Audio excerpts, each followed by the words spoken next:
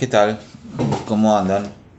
En el video anterior habíamos quedado en que todo individuo, por ser contradictorio, ya que supone lo eterno y el tiempo, es una paradoja, y que esta paradoja no es la paradoja todavía del cristianismo a la que se refiere Kierkegaard, sino que es una paradoja, la paradoja socrática.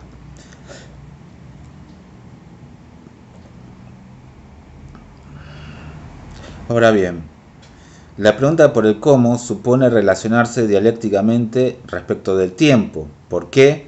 Porque una decisión supone siempre concluir algo, pero como uno es un existente y se encuentra en la temporalidad, se encuentra sometido al cambio. El cómo, que es la decisión y por lo tanto implica lo eterno, es transformado en un esfuerzo, ya que aquel que decide se encuentra en el tiempo. Este esfuerzo es impulsado y recreado para la pasión decisiva de lo infinito. Es decir, la relación del individuo consigo mismo es lo eterno en el hombre, porque es ello, y a su vez es la decisión y la pregunta por el cómo. Pero dado que el individuo se encuentra en el tiempo, no decide una vez y para siempre, sino que tiene que reiterar la decisión lo que dure su tiempo de vida. Por eso la decisión es un esfuerzo cuya reiteración es más difícil que su primera vez.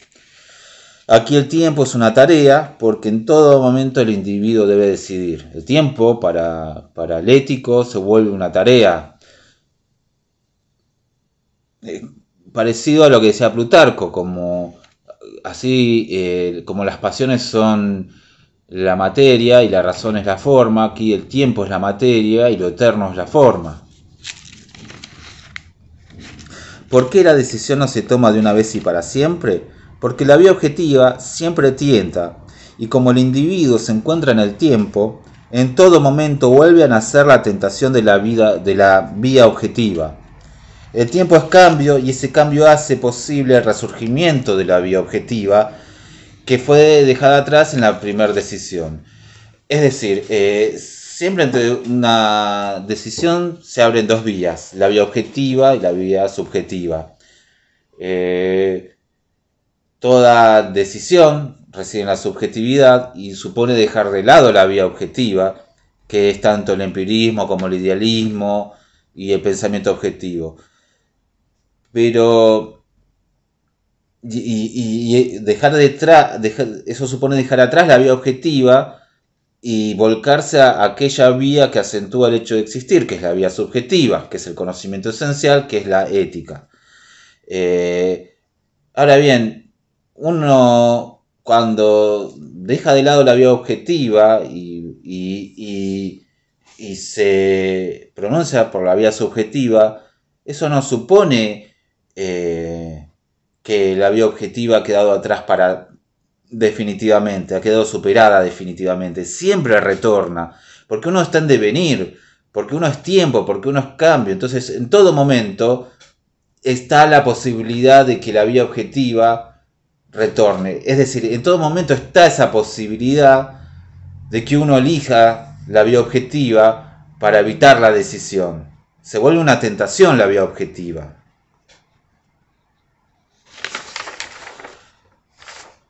El pensamiento objetivo y subjetivo coexisten en todo individuo y se oponen entre sí, ya que el pensador objetivo prescinde del sujeto y el pensador subjetivo prescinde del objeto. Todo individuo, por lo tanto, es un ser contradictorio y por ende dialéctico. En la decisión, el individuo no solo se separa del pensador objetivo, sino que se opone al pensador objetivo. O sea, la vía subjetiva, la decisión, supone no solo apartarse de la vía objetiva, sino también oponerse a la vía objetiva. Por ello, la subjetividad siempre guarda en sí esa antítesis entre pensador subjetivo y objetivo. Es como si se tratara de un recuerdo de esa bifurcación en la que el individuo eligió la vía subjetiva y se apartó de la vía objetiva. Como la existencia es devenir, es cambio, es tiempo, el recuerdo trae nuevamente la vía objetiva, lo que pone en tensión la decisión. Por ello, la verdad no solo supone la decisión, sino también el sostenimiento de la incertidumbre objetiva. No por ser subjetivo, el pensamiento objetivo desaparece, sino que se mantiene como incertidumbre. Es decir, cuando se deja atrás la vía objetiva, la vía que es el pensamiento conceptual, representacional y propio de la certeza, no se lo deja, no se lo supera definitivamente. Siempre resurge como posibilidad. Por lo tanto, la incertidumbre debe ser sostenida. Por eso la incertidumbre objetiva es fundamental para el conocimiento esencial, para lo que es el existente. El saber objetivo no es olvidado, sino que queda en suspenso. Por ello, en Temor y Temblor, Kierkegaard habla de la suspensión teleológica de la ética. La verdad consiste justamente en elegir la incertidumbre objetiva con pasión. Podría pensarse entonces la incertidumbre objetiva como la manifestación fenoménica de la verdad, que no puede ser comprendida por la razón, sino por la interioridad con la pasión de la infinitud. Kierkegaard habla de que la manifestación de la omnipotencia divina es la invisibilidad. Por eso, la incertidumbre, al igual que la invisibilidad, puede pensarse como la manifestación de la impotencia divina, de la eternidad, de la interioridad, de lo eterno. Por eso la incertidumbre objetiva no solo es dejada de lado, debe ser buscada, sostenida, debe ser es axial en la decisión. Sin incertidumbre no hay decisión. La definición de la verdad como elección de la incertidumbre objetiva es una paráfrasis de la fe, ya que la fe es la contradicción entre la pasión infinita de la interioridad y la incertidumbre objetiva. Sostener la incertidumbre objetiva es también un acto de fe. Sin incertidumbre no hay fe. Porque la fe supone la contradicción entre la pasión infinita y la incertidumbre objetiva. La incertidumbre objetiva debe ser sostenida para que sea posible la verdad como pasión infinita, como interioridad. Si la subjetividad es la verdad, entonces la verdad objetivamente determinada es la paradoja. Y si la verdad es la paradoja, la subjetividad es la verdad, ya que el rechazo de la objetividad es la elasticidad de la interioridad. La paradoja es la incertidumbre objetiva, cuya expresión es la pasión de la interioridad. Así como la verdad se expresa como paradoja, la paradoja expresa la pasión de la interioridad. Ahora bien, si la verdad eterna es la que se relaciona esencialmente con el existente, en la medida en que atañe al hecho de existir, entonces la verdad es paradójica, ya que supone la relación entre eternidad y tiempo. Sin embargo, la verdad eterna, que es la ética, no es paradójica en sí misma, sino solo en la medida en que se relaciona con el existente, porque en ese caso se relaciona con el tiempo, el cambio y la infinitud.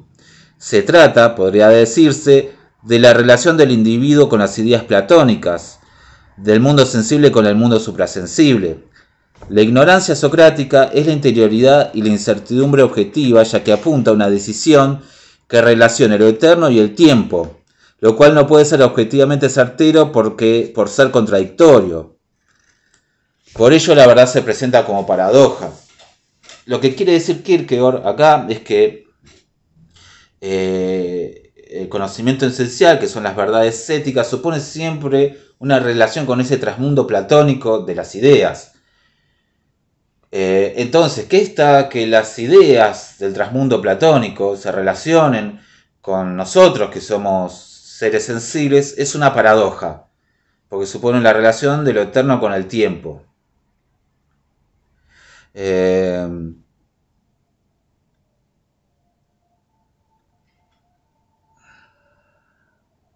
Ahora, vista lo eterno por sí mismo, sin relación con uno mismo, con el individuo existente, lo eterno no es en sí paradójico, es en su relación con el tiempo que es paradójico.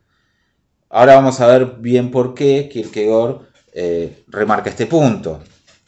Desde el punto de vista socrático, la verdad eterna y esencial no es en sí una paradoja, sino que está en su relación con el existente, ya que consiste en una decisión que es en el tiempo y por ende una tarea. Como en sí misma la verdad eterna no es paradójica, se refleja en el enunciado socrático de que todo conocimiento es reminiscencia. Para Kierkegaard, el pensamiento especulativo tiene su origen en este enunciado y por ello Sócrates no insistió mucho en ello. Quien sí se ocupó de un mayor desarrollo de este enunciado fue Platón. Mientras que Sócrates acentuaba la existencia, Platón se inclinó hacia la especulación.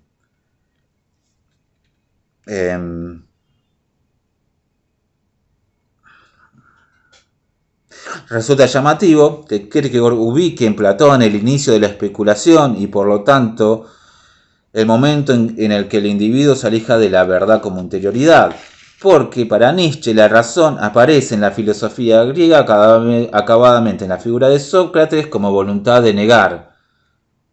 La razón es voluntad de negar porque piensa en antítesis y porque cosifica el devenir al tratarlo como potencia y acto. Para Nietzsche, la filosofía socrática, desde el punto de vista de la reminiscencia, es el inicio del nihilismo.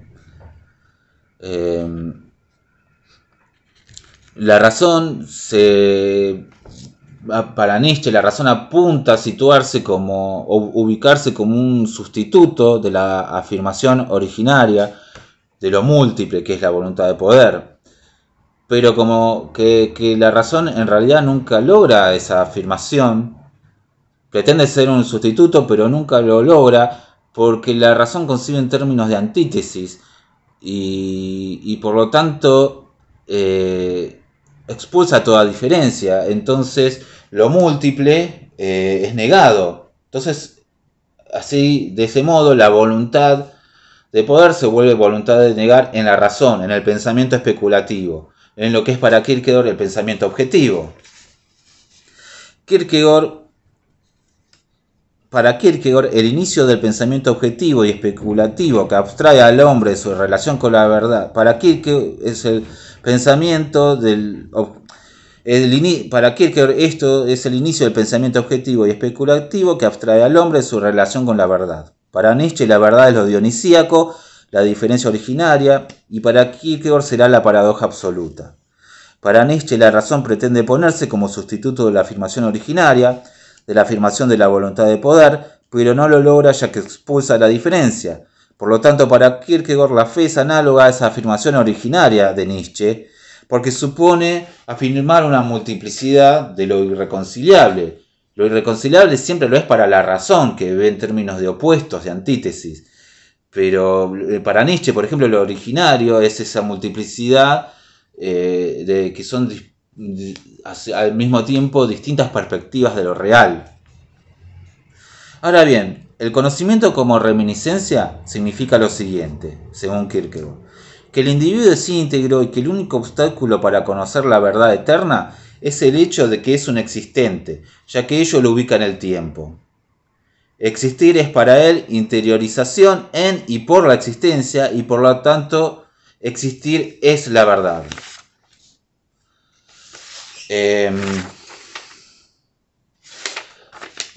Eso como primer punto. Como segundo punto, el existente en la temporalidad no tiene ningún significado decisivo, ya que es constantemente la posibilidad que puede retrotraerse completamente a sí mismo a la eternidad mediante la reminiscencia, aun cuando esta posibilidad sea constantemente superada gracias a que la interiorización en la existencia colma el tiempo.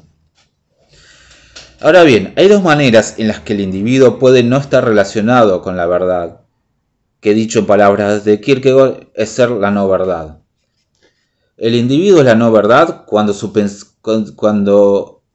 vuelca a la vía objetiva, es decir, cuando ante cuestiones existenciales se vuelca o aborda sus cuestiones existenciales como con el pensamiento objetivo. Pero también puede ser la no verdad del individuo o cuando no quiere estarlo. Es decir, para el pensamiento objetivo la interioridad es la no verdad porque la subjetividad es excluida. Pero el individuo puede ser la no verdad cuando no quiere entender que la subjetividad es la verdad. Es decir, se está en la no verdad en el pensamiento objetivo porque se excluye la subjetividad y la subjetividad es la verdad, pero también se está en la no verdad cuando no se quiere entender que la subjetividad es la verdad. Esto parece un poco extraño, pero es lo que le pasa al individuo en la conciencia desgraciada. Como siempre intenta relacionarse con el infinito, con lo inmutable, desde su lado finito, inmutable, termina por convencerse de que no es la verdad y no quiere estar, y termina por no querer estar en la verdad, ya que no se encuentra imposibilitado. Tiene con la verdad una relación de imposibilidad.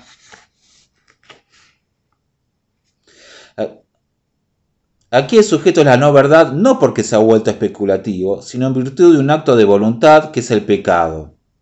Si la verdad es la interioridad, la decisión, esta resulta una extraña manera de no ser la verdad. Y lo es, por lo que su explicación no es sencilla. Este sujeto no siempre ha sido la no verdad, sino que llegó a serlo en el tiempo. La cuestión del tiempo es fundamental para entender por qué el individuo es la verdad, y tiene que ver con que el tiempo es opuesto a lo eterno. Y la relación entre lo eterno y lo eterno, entre lo eterno y el tiempo es paradójica. Es el hecho de que lo eterno sea un existente lo que determina que el individuo llegue a ser la no verdad. Porque lo llega a ser en el tiempo. Es porque el individuo es eterno que llega a ser la no verdad, ya que el individuo además es un existente y se encuentra en el tiempo. Nuevamente, para entender esto, tenemos que remitirnos a la conciencia desgraciada en Hegel. Si la interioridad es la decisión por la cual se relaciona lo eterno con el tiempo, ¿qué pasa si esta revelación se vuelve imposible? La interioridad es la relación de lo eterno con el tiempo, pero como estamos viendo aquí, esta relación es imposible porque, como pasa en la conciencia desgraciada, siempre se busca lo eterno desde el tiempo. Y el tiempo, cada vez que quiere relacionarse con lo eterno, siempre se ve a sí mismo como tiempo y por lo tanto lo eterno le resulta inalcanzable. Para relacionarse con el trasmundo de las ideas, el individuo debe partir desde su concreción, desde su particularidad, en definitiva, desde el mundo del cambio al cual pertenece. Como no puede desprenderse del hecho de su existir, nunca puede llegar a relacionarse con lo eterno. La paradoja socrática consiste en la relación entre lo eterno y el existente, porque supone la unidad entre eternidad y tiempo, pero aquí lo eterno no es paradójico en sí mismo. ¿Por qué? Porque aquí lo eterno es el trasmundo de las ideas y de lo que se trata es cómo el mundo real se relaciona con el ideal. Cuando el individuo se encuentra en su impotencia para relacionarse con lo eterno, es marcado otra vez por la existencia, de modo que no puede relacionarse con la eternidad mediante la reminiscencia. Ahora bien, no se es pecador esencialmente, no es que la esencia del individuo sea la de ser pecador, porque el individuo se vuelve por el tiempo, por el paso del tiempo. Tiene que ver con que el individuo existe en el tiempo y por eso es pecador, porque como el individuo además es eterno, por el hecho de estar en el tiempo es pecador, pero no lo es esencialmente, porque el yo es lo eterno del hombre y si es eterno no es pecador. Recordemos la cuestión de la dialéctica, cómo la dialéctica en Kant puede reconciliar posiciones opuestas. Bueno, todo este tipo de argumentaciones que aquí estamos viendo tienen que ver con, solo pueden entenderse a partir de esta dialéctica, porque estamos viendo siempre argumentos que se oponen y que son verdaderos a la vez. Bueno, nadie es pecador esencialmente, porque nadie es pecador antes de haber nacido, sino que se deviene pecador, se hace pecador en el tiempo. Entonces, ¿cómo se resuelve esto? Dejadas así las cosas, el individuo se encuentra condenado a la perdición. Es necesario, por lo tanto, otra paradoja.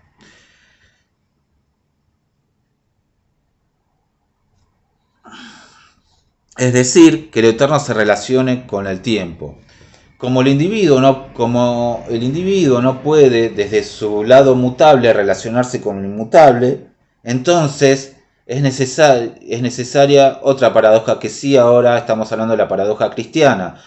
Para el cristianismo la paradoja es lo eterno volviéndose hombre, Dios volviéndose Jesús. Es lo eterno lo que para la perspectiva socrática lo eterno no es paradójico, pero para la perspectiva cristiana lo eterno sí es paradójico, porque es lo eterno el que realiza el movimiento hacia el tiempo. Ya no es el ser humano el que va hacia Dios, sino Dios el que va hacia el ser humano. Ya no es el tiempo el que busca relacionarse con lo eterno, sino lo eterno el que se relaciona con el tiempo. Ya no es lo finito y accidental lo que busca relacionarse con lo infinito, sino lo infinito lo que busca relacionarse con lo finito. Si en lo socrático lo paradójico estaba en que el existente se relaciona con lo eterno, aquí la paradoja se encuentra en que la verdad eterna se relaciona con un existente que no quiere entender que la subjetividad es la verdad. Ya no es el existente el que realiza el movimiento hacia lo eterno mediante la reminiscencia, sino que es lo eterno aquello que realiza el movimiento hacia el existente. Esta es la principal diferencia entre el amor griego y el amor cristiano, pues el primero supone el movimiento de lo inferior hacia lo superior, de lo imperfecto hacia lo perfecto, mientras que el segundo supone el movimiento de lo superior hacia lo inferior. Para el cristianismo, una de las virtudes es la humildad, porque la humildad supone ese tránsito de lo perfecto hacia lo imperfecto, ese descenso de lo perfecto hacia lo imperfecto. La perfección solo puede ser perfecta si desciende hacia lo imperfecto. Para platonismo y el pensamiento griego, siempre el amor va de lo inferior hacia lo superior. Siempre es lo inferior lo que se encuentra atraído por lo perfecto y quiere acercarse y ser lo más igual posible a esa perfección. Para el amor cristiano, la cuestión se invierte. El amor va de lo perfecto hacia lo imperfecto, de lo superior hacia lo inferior, porque lo perfecto puede ser perfecto si y solo si se vuelca hacia lo inferior. En su obra La repetición, Kierkegaard denomina reminiscencia al primer movimiento y repetición al segundo movimiento. La repetición, en este sentido, es el mismo movimiento que hace la reminiscencia, pero en sentido inverso. O sea, Kierkegaard en esta obra, en La repetición, define la repetición como el mismo movimiento que realiza la reminiscencia, pero en sentido inverso. Por lo tanto, lo que está queriendo decir es cómo si la reminiscencia consiste en el movimiento que el individuo, desde su imperfección, va en busca de lo eterno, de Dios, que es la perfección, en la repetición es Dios el que realiza el movimiento hacia el individuo. Por lo tanto, es el mismo movimiento, pero en sentido inverso que en la reminiscencia. Porque no va de lo imperfecto a lo perfecto, sino de lo perfecto a lo imperfecto. De lo eterno al tiempo y no del tiempo a lo eterno. Visto de este modo, tendremos que afirmar que la verdad eterna tiene su origen en el tiempo, y es por lo tanto paradoja absoluta. El cristianismo es una paradoja absoluta porque afirma que la verdad eterna tiene un origen en el tiempo. Si una verdad es eterna, es válida para todo momento y lugar, no puede tener un origen específico en el tiempo. Sin embargo, de eso se trata el cristianismo, por eso racionalmente no se lo puede concebir, pero sí se lo puede mediante la fe abordar. La fe es conocimiento esencial, es conocimiento que es acción.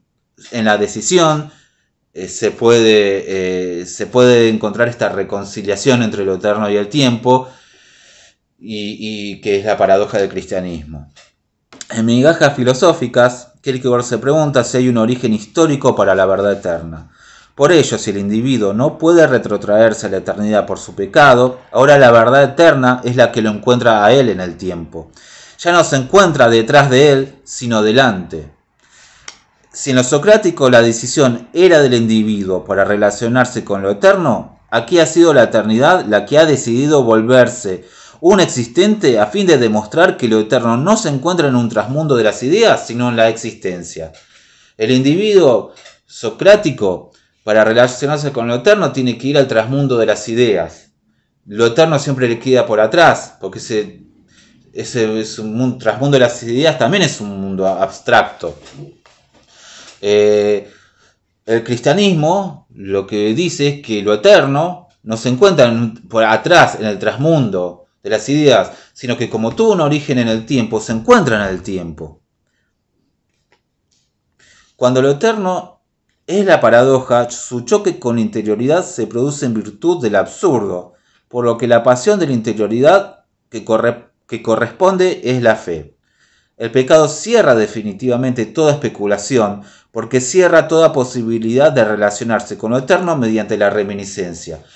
La reminiscencia es pensamiento especulativo que se inicia con Platón, pero también es la manera en que el individuo se relaciona con las verdades éticas también. Acá Kierkegaard no es muy claro, dice que Sócrates simplemente se limitó a hablar de la reminiscencia, después la dejó de lado, pero lo que está queriendo decir Kierkegaard acá es que también las verdades éticas se encuentran en un trasmundo y supone abstraerse para el individuo de su propia existencia, y a fin de relacionarse con las verdades eternas y universales, como son las leyes morales o éticas. Como esto es imposible, porque el individuo es pecador, ya que es en el tiempo y por lo tanto no puede él relacionarse con lo eterno, por ser conciencia desgraciada,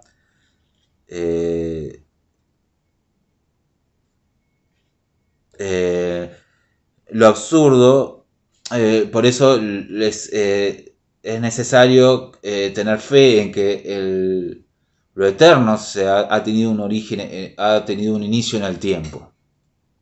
Lo absurdo es que la verdad eterna ha llegado a ser en el tiempo, que Dios ha llegado a ser un individuo particular e indistinguible de cualquier otro. El absurdo viene a ser la manifestación fenoménica de la eternidad volviéndose tiempo, por lo que es al mismo tiempo el dinamómetro y la flexibilidad de la interioridad. O sea, lo absurdo, así como la invisibilidad es la manifestación de la omnipotencia de Dios, Dios no tiene manifestación fenoménica porque es subjetividad como lo es cualquier otro. La paradoja también es la manifestación fenoménica de esta decisión de Dios de tener un origen en el tiempo. Dios es aquí dual, es eterno, es una subjetividad, es una relación que se relaciona consigo misma. Recuérdese Aristóteles cuando hablaba del motor inmóvil, que se refería al motor inmóvil como un pensamiento que se piensa a sí mismo, y por lo tanto Dios está fuera de la existencia, pero al mismo tiempo Dios también está en la existencia, porque ha tenido un inicio en el tiempo. Dios está fuera de la existencia y dentro de la existencia. Tiene un origen en el tiempo y a su vez está fuera del tiempo.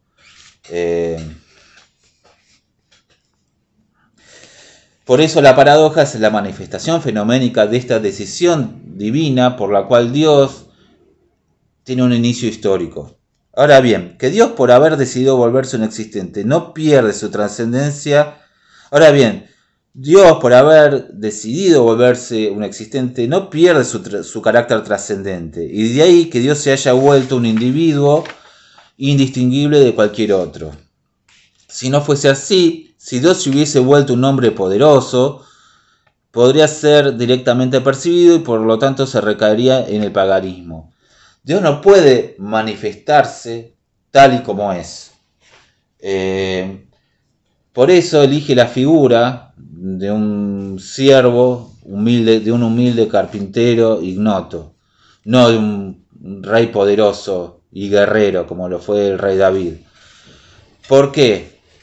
Porque su manifestación es su invisibilidad. Entonces siempre queda a cuestión de la fe de cada uno.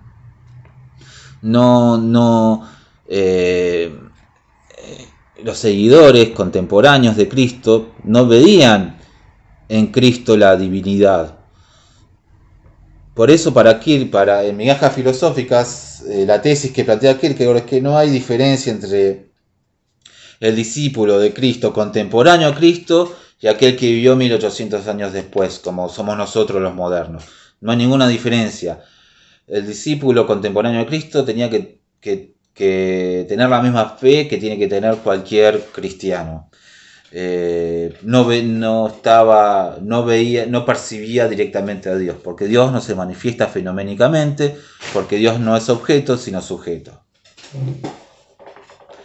En las primeras páginas, Kierkegaard argumentaba que el cristianismo se estudiaba equivocadamente como una verdad histórica, y esto sucede porque el absurdo conserva el momento de la venida en la existencia.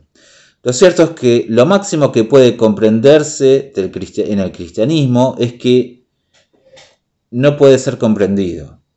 Ser hombre hoy no es algo distinto de lo que era en la antigüedad, ya que la verdad ética no es contingente ni histórica, sino absoluta. Ser hombre consiste en existir mientras dure la existencia. Por lo tanto, la verdad es indiferente al mayor o menor grado de comprensión que un individuo pueda tener, ya que precisamente expone la diferencia absoluta entre el hombre y Dios.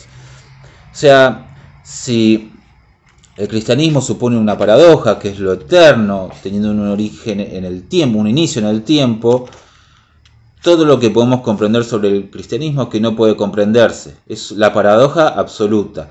Por lo tanto, la diferencia entre el que sabe y el que sabe que sabe es nada. Es nada. Porque el que sabe, lo único que puede saber es que no puede ser comprendido. Y el que simplemente sabe que no puede ser comprendido. Por eso el cristianismo es igual tanto para la persona más inteligente como para el más estúpido. No es una cuestión de intelecto.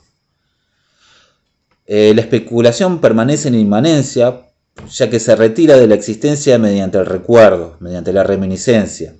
El hombre no puede encomendarse al pensamiento especulativo, a pensar su especie eterni, ya que si bien es eterno, en tanto existe, es esencialmente existente, y por ello lo esencial para él es la interioridad en la existencia. Por el contrario, Dios es el infinito que es eterno, es decir, es lo eterno y al mismo tiempo lo eterno que ha empezado a ser en el tiempo, y en esto se diferencia absolutamente respecto del hombre. Mientras que el hombre es lo externo que existe en el tiempo, Dios es lo eterno que existe en el tiempo, pero lo eterno que está fuera del tiempo. Es esa dualidad de Dios lo que diferencia absolutamente a Dios del hombre. Lo único que el sabio puede comprender de la paradoja absoluta es que no puede ser comprendida. La paradoja absoluta es la dualidad de Dios, que es tanto eterno como lo eterno que comienza en el tiempo. La diferencia cualitativa entre Dios y el hombre es que Dios, siendo eterno, puede empezar a ser en el tiempo, lo que platónicamente implica sostener que el trasmundo de las ideas decide volverse sensible. Ahí está la locura. Por eso Kierkegaard dice que el cristianismo es locura para los griegos, porque sería como postular que las ideas platónicas de algún modo tuviesen un origen en el tiempo. El hombre existente es un compuesto de infinitud y de finitud ubicado en el tiempo, y esto hace que lo eterno sea para él algo inefable que no llega a tomar forma porque él es un existente. Dios está fuera del tiempo y en el tiempo, mientras que el ser humano solo se encuentra en el tiempo. La mediación hegeliana es postulada como explicación. En alemán, Aufheben tiene dos significados diferentes, como superar, conservar y cancelar. Y todos estos significados se oponen. La Aufheben es la síntesis para Hegel. que a su vez es para el hegelianismo explicación, que el animal tiene múltiples sentidos opuestos entre sí. Kierkegaard va a cuestionar la Aufheben porque dice que la cuestión es que explicar algo no supone superar, conservar y cancelar. Y la ambigüedad del término mediación lo único que denota es la ausencia de decisión. Si la mediación reduce todo a un momento relativo en el despliegue del espíritu, relativiza la paradoja de Dios volviéndose hombre, obviando su carácter absoluto.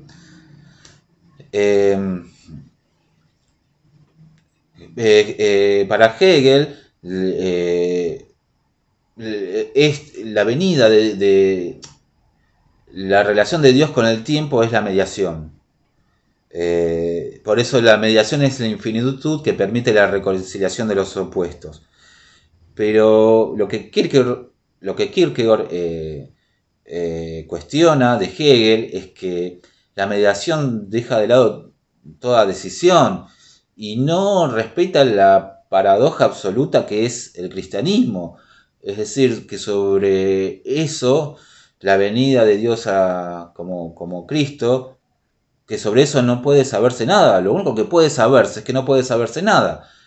Lo único que la razón puede postular o llegar a pensar al respecto es que no puede saber. Esta es la paradoja, por eso es la pasión de la razón. Y por eso la pasión es interioridad, es subjetividad y es la verdad. Así el pensamiento especulativo cancela la paradoja, es decir, el pensamiento del ser. Si no hay paradoja absoluta, tampoco puede haber decisión, que es la fe. La decisión aquí supone aceptar que como lo eterno tuvo su inicio en el tiempo, esto puede repetirse en la vida de cada individuo. Lo que Kierkegaard argumenta es que lo que tiene que aspirar, a lo que tiene que aspirar el seguidor, el discípulo de Cristo, es a la imitación, a lograr y ese es el instante, momento en que lo eterno se relaciona con el tiempo. No como la reminiscencia griega, en donde es lo temporal lo que busca lo eterno, sino lo eterno lo que se relaciona con lo temporal. Eso puede ser repetido en cada individuo, y esa es la fe, precisamente. Hegel dice que todo lo subjetivo debe objetivarse y todo lo objetivo debe subjetivarse, pues ello responde al principio según el cual la verdad debe entenderse no solo como sustancia, sino también como sujeto, o de que todo lo real es racional y todo lo racional es real. Por el contrario, para Kierkegaard lo subjetivo, que es el conocimiento esencial, la ética, si se objetiva es porque busca evitar la decisión. Así, experiencias tales como la angustia, la desesperación, la culpa, etc., se objetivan y por ello el sujeto cree que se angustia de algo, desespera de algo, es culpable de algo. Pero si estas experiencias, estas vivencias se objetivan, es porque el individuo quiere evitar una decisión. Estas experiencias hacen al conocimiento ético, al conocimiento esencial, son cuestiones existenciales y por eso carecen de objetividad. Por eso la angustia no tiene objeto, porque la angustia es una reflexión que carece de objeto, porque no es pensamiento objetivo, sino que hace la relación del individuo consigo mismo.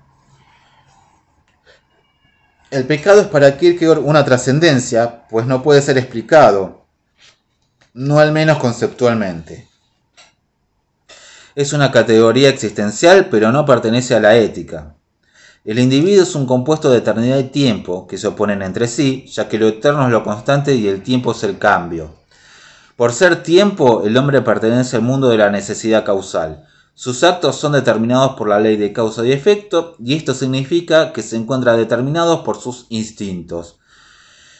Pero cuando se le prohíbe comer el fruto cuando se le prohíbe comer el fruto del bien y del mal, en el relato de Génesis se angustia. ¿Por qué? Si el hombre solo fuese tiempo y finitud, no podría angustiarse. La prohibición le angustia porque le muestra que no se encuentra enteramente determinado por sus instintos, esto es, la ley causal, ya que sus actos también pueden ser libremente causados. Esto nos remite a la ética kantiana, pues en la misma se postula la libertad como aquello que es causa de sí misma y que por ser causa de sí misma puede crear una nueva serie causal. La libertad es lo eterno, porque lo eterno es aquello que es causa de sí mismo, y si el hombre contiene en sí lo eterno, puede causar sus acciones por su voluntad y no por sus instintos. La prohibición de comer el fruto le muestra que puede elegir, es decir, que sus actos no se encuentran determinados por sus instintos, sino también por su interioridad. O sea, la prohibición subjetiviza al individuo, le muestra que es responsable. ¿Qué quiere decir que es responsable? Que sus actos no están determinados por la ley causal propia del mundo natural, sino que sus actos también pueden ser motivados por la razón, y por lo tanto puede actuar libremente, en el sentido de actuar libre respecto de la determinación propia de la naturaleza, puede darse su propia ley. Pueden estar motivados por su interioridad. Todo individuo desde su nacimiento se comporta como el animal, ya que se encuentra determinado por sus instintos. Sus acciones responden a la inexorable ley causal, pero siempre tiene la posibilidad de actuar sin condicionamiento, determinando por sí mismo sus acciones. Por ello, en la medida en que meramente sea tal y como es, actuará en virtud de sus instintos y por lo tanto se volverá pecador. Como el individuo tiene una doble naturaleza, es animal y por lo tanto determinado por la ley causal, pero a su vez es posibilidad de espíritu, es posibilidad de yo, es posibilidad de la libertad. La angustia es posibilidad de la libertad.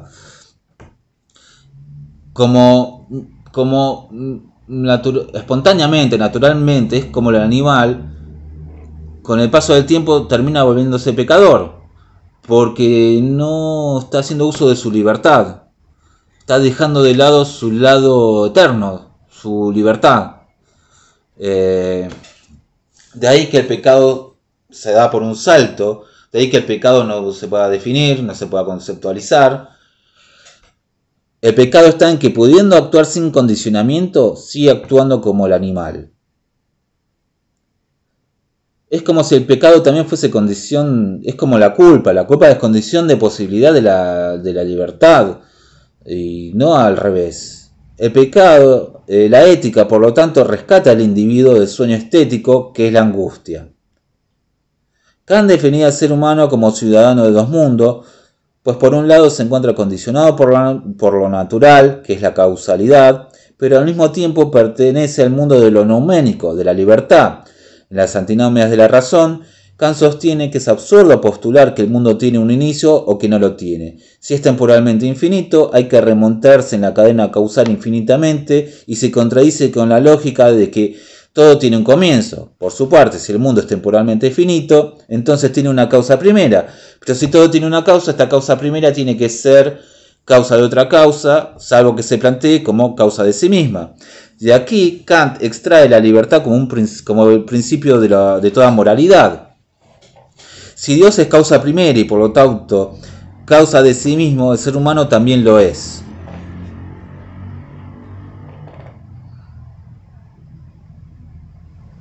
Esto significa que, por un lado, puede actuar condicionado por la naturaleza, sus instintos, que son sus instintos, pero también puede darse su propia ley, ser causa de sus acciones y dar origen a una nueva serie causal. El ser humano es finito e infinito, forma parte de la cadena causal de la naturaleza y al mismo tiempo es capaz de iniciar una nueva cadena causal dentro de la cadena causal de la naturaleza. Como todo ser humano se encuentra en permanente devenir, es siempre pecador, ya que si no elige, si no se determina a sí mismo, termina siendo condicionado por la cadena causal de la naturaleza. Ahora bien, esta heterogeneidad propia del hombre, que lo vuelve un ser contradictorio, explica la razón por la cual se encuentra en permanente devenir. El devenir es el tránsito de lo posible a lo real. El devenir es cambio, es por lo tanto tiempo. Por un lado tenemos el devenir de la naturaleza, que abarca todas las causas y efectos sucedidos desde la creación, desde el inicio del mundo. Pero por otro lado tenemos el devenir propio del mundo humano, que es el devenir del espíritu, que el espíritu se define como negación de la naturaleza, como aquello que tiene una causa diferente a las causas que rigen el mundo natural. Mientras que lo natural es mecanicista, el espíritu es teleológico.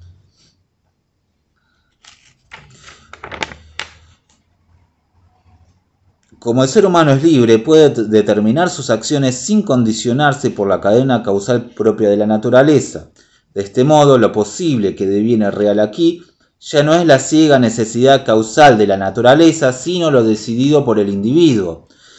En la enfermedad mortal, Kierkegaard define al yo como no existiendo en potencia, sino en permanente devenir. Es devenir porque relaciona lo universal con lo particular, cuerpo y alma, finitud e infinitud, y esa actividad de relacionar es decisión que agrega una nueva serie causal en el devenir de la naturaleza. El espíritu es negación de la naturaleza porque supone una causalidad diferente a la causalidad propia de la naturaleza. Es una causalidad libre, no mecánica y condicionada. Ahora bien, ¿por qué el ser humano, aun cuando actúa libremente, sigue siendo pecador? El hombre es un compuesto de eternidad y tiempo y por lo tanto sabe sobre su eternidad, porque es capaz de imaginar y la imaginación es la facultad infinitizadora. Sin embargo, el hombre también pertenece al tiempo, lo que lo pone frente al hecho de que su vida se acorta y la muerte es inexorable. Esto hace que la certeza que tiene de su eternidad se vuelva ilusoria. Por ello, para relacionarse con la eternidad, tiene que salirse del tiempo, abstraerse del hecho de existir, relacionarse con lo inmutable desde su lado mutable. Pero lo cierto es que nunca está a la altura de lo eterno, de la perfección de las ideas, ya que él no puede nunca abandonar su finitud. De ahí que la relación con lo eterno, mediante la reminiscencia, se encuentre clausurada y el individuo sea siempre pecador. Por ello, la decisión consiste en aceptar que lo eterno tiene un origen en el tiempo. El individuo ya no tiene que ir al trasmundo de las ideas, ya que lo eterno ha decidido rescatarlo. Lo eterno ya no se encuentra en el trasmundo de las ideas y el individuo no tiene por lo tanto que abstraerse del hecho de su existir para, mediante la reminiscencia, ir al trasmundo de las ideas. Lo eterno se encuentra en el tiempo, porque lo eterno ya ha tenido un origen, un inicio en el tiempo. Porque lo eterno ha decidido volverse tiempo. Ahora bien, la ética supone este movimiento de reminiscencia por el cual el individuo busca relacionarse con la eternidad. Pero como esa relación es buscada siempre desde el lado mutable, el individuo es heterogéneo respecto de lo ético. De ahí el sufrimiento, que se relaciona precisamente con la heterogeneidad del individuo respecto de la ética. Para el individuo la ética es imposible porque supone una relación con la idealidad y por lo tanto recae siempre en la conciencia desgraciada. Y el sufrimiento es justamente esto, la heterogeneidad del individuo con respecto a lo ético. El sufrimiento es la heterogeneidad del individuo con respecto a lo ético. El ser humano es un compuesto de elementos contradictorios. Por ser libre, es heterogéneo respecto del mundo y por ello sufre. El sufrimiento tiene que ver con la heterogeneidad del individuo respecto del mundo y respecto de la ética. Respecto del mundo porque es habitante de dos mundos. Y respecto de la ética porque sigue perteneciendo al mundo sensible. El perdón de los pecados es una paradoja, ya que consiste en una decisión que tiene fuerza retroactiva porque supera el pasado. O sea, la decisión de Dios de tener un inicio en el tiempo es a la vez el perdón de los pecados. Esta paradoja de lo eterno volviéndose tiempo es el perdón de los pecados. ¿Por qué? Porque ahora el individuo puede encontrar lo eterno en el tiempo, sin que lo eterno pierda su trascendencia, pero solo a través de la fe, porque esto es algo que la razón no lo puede comprender. El individuo se vuelve pecador por un salto, porque su ser es contradictorio, ya que naturalmente se comporta como cualquier animal, y a la vez tiene que darse su propia ley, relacionándose con lo eterno. Y se vuelve pecador también porque se encuentra imposibilitado de relacionarse con lo eterno, ya que siempre lo hace desde su lado mutable. El perdón de los pecados es retroactivo porque quita el pecado, como si éste nunca hubiese existido. ¿Por qué? Porque se funda en el hecho de que Dios ha existido en el tiempo. Si lo eterno tiene su origen en el tiempo, esto borra el salto propio del pecado. Puede pensarse esto como una similitud con la doctrina del eterno retorno de Nietzsche. Si el pecado se produce por un salto, porque el individuo se comporta como un animal y no hace uso de su libertad, y a su vez está imposibilitado también de hacer uso de su libertad, porque nunca está a la altura de lo eterno, el perdón de los pecados quita el pecado, porque es lo eterno ahora lo que se relaciona con el tiempo, y por lo tanto ya no tiene que el individuo remontarse hacia ese mundo de las ideas platónicas para relacionarse con lo eterno, para poder ser libre. Bueno, eso es todo por ahora. Que sigan bien. Nos vemos en la próxima.